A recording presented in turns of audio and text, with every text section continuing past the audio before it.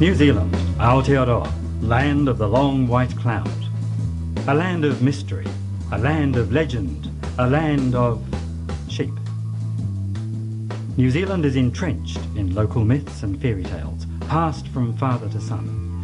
And no legend is more interesting than that of the Manaheke Sheep Shagger. For years, Manaheke farmers and neighbours have caught sights of a gnarled man-beast fleeing their paddocks, only to discover that one of their sheep had been brutalised.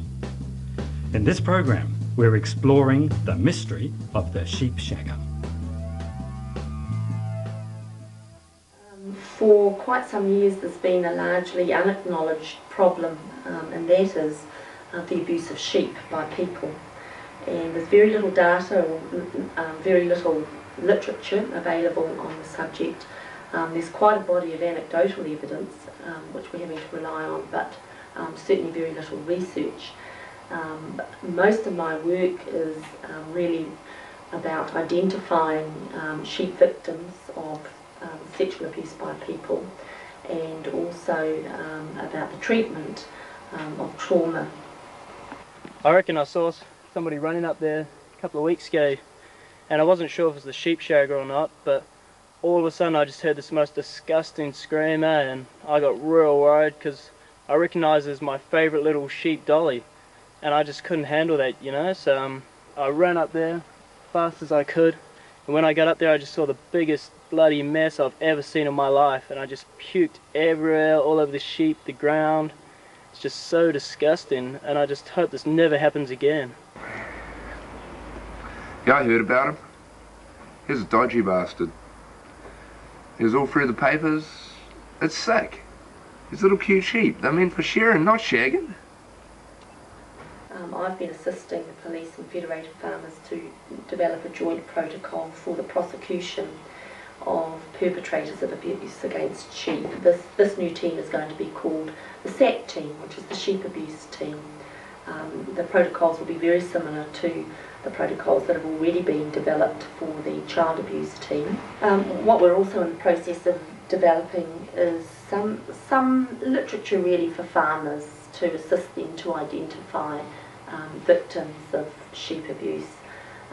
And what it will do is describe the symptoms or the indicators of abuse so that farmers will easily be able to recognise those. And we've also set up an 0800 number for farmers who think that they may have some sheep that have been abused. Now that is 0800 Sheep Shagged, if there are any farmers out there watching who suspect that they have some sheep who've been victims of abuse. Well, I think sheep shagging's okay. It's pretty brave, it's pretty exciting stuff. It's nice. It's not as nice as cake though. Cake's good. Definitely. Yeah, I think it's fucking disgusting, wrong, and I'd personally like to see him caught as soon as possible, and he deserves the worst possible penalty, death. The large area of my work is involved in, I guess, identifying sheep victims, because of course sheep can't talk, so they're quite unique. Really, they can't give evidence in court. We have to rely on what we call the behavioural indicators of abuse. Some of those indicators might be self-harm.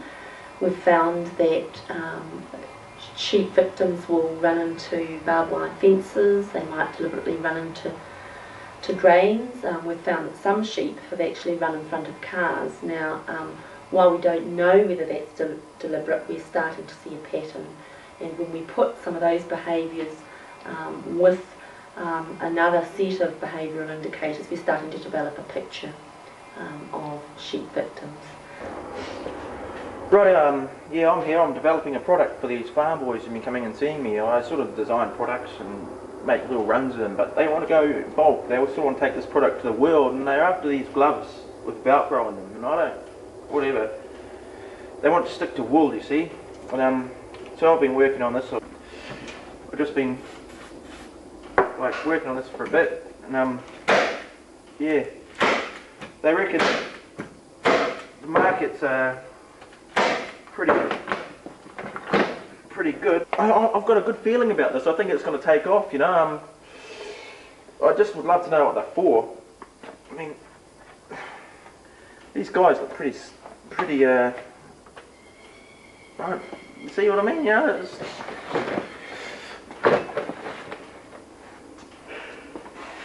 I don't know, go figure. Yeah, I've seen him and shit, he's an ugly bugger. I don't blame him for eating sheep because I don't reckon he could get any chicks even if he wanted to. But yeah, talk to my cousin Brooke because I think he knows where the bugger lives. Yeah, I think I've had a close encounter with one of these sheep shagging types before. It's where I do my morning walk around these ways, just sort of up around this track, and one morning I came here and there's a pile of agricultural magazines and sort of blood and wool and all sorts of it. It was really grossed out, so I thought I'd go and investigate further, so I sort of walked down this track over here. I'll show you where I went.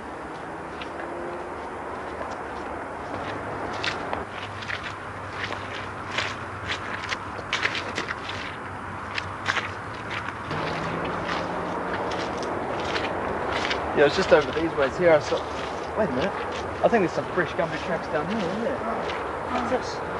Fresh gumboot tracks. I think he's been here again. Hey, do you hear that noise? What the? There he is. It's the sheep shagger. Hey, what the fuck? What's going on?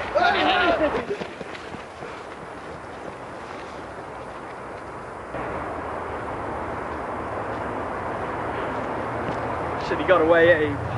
Oh, look at this poor lamb. So young and innocent. She's had it. Oh, dodgy bastard. Hey, look, he's left some of his clothes up here, what? Well, as disgusted as I am to say it, here we have it firsthand by the looks of it. It isn't the beast that we all thought it was. It turns out it is a human being. It's a shame that he got away, and this poor girl here, she doesn't look like she's going to make it through it. Too beaten and bruised, and poor thing. At least we got the gumboot tracks, we got his jersey and stuff like that, and I suppose they could get some forensic stuff from the sheep, but it's just a sad world we live in. I can't believe it. Sick puppy. Yeah. I guess we will shoot around here and see if we can see anything later on, but you know, I'm counting on him. You know, probably lives in a cave or something like that. He could be anywhere. Yeah, but I think lock your sheep up, you know. This is a serious lesson for all. This sort of stuff happens, it's real. Yeah, sad, I'm disgusted. Do it. The sheep shagger managed to escape his pursuers and has not been sighted since the incident. The investigation uncovered new evidence in the case, and perhaps it has even dispelled the myth that the shagger is actually a beast and not a man. Forensic detectives now have important evidence to aid them in their search, but the world will have to hold its breath in anticipation of further discovery. So lock up your sheep, because he could be anywhere.